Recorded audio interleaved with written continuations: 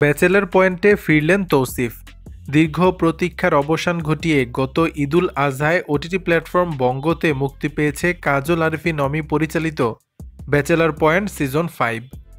ইতিমধ্যেই এবারের সিজনের 24টি পর্ব প্রচারিত হয়েছে, যেখানে দেখা মিলেছে মারজুক রাসেল, চাষী আলম, জিয়াউল হক পলাশ, আবদুল্লাহ রানা, মনিরা মিঠু, শিমুল শর্মা, সাইদুর রহমান পাবেল, লালিমা লামসহ পূর্বের প্রায় সকল তারকাদের। তবে ভক্তদের জন্য চমক হচ্ছে পঞ্চম সিজনে আবারও ব্যাচেলরদের ফ্ল্যাটে ফিরছেন অভিনেতা তৌসিফ আহমেদ মানে নেহাল। মাঝখানে কিছু ব্যক্তিগত কারণ ও পরিচালকের সঙ্গে দূরত্বের কারণে ব্যাচেলর পয়েন্ট থেকে দূরে ছিলেন তৌসিফ।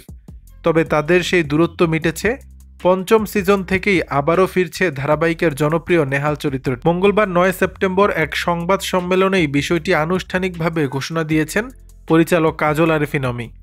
এর আগে এক সংবাদ বিজ্ঞপ্তিতে স্ট্রিমিং প্ল্যাটফর্ম বঙ্গর পক্ষ থেকে বলা হয়, ব্যাচেলরদের সংসারে নতুন ঝড়।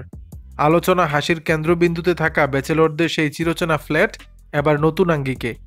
বন্ধুত্ব, আড্ডা আর দৈনন্দিন জীবনের খুঁটিনাটি ঝামেলার যে গল্প দর্শকদের আপন করে নিয়েছিল, সেই গল্পেরই নতুন অধ্যায় শুরু হতে চলেছে। আগের পর্বগুলোর রেশ কাটতে না কাটতে এবার আসছে আরও জমজমাট সব ঘটনা।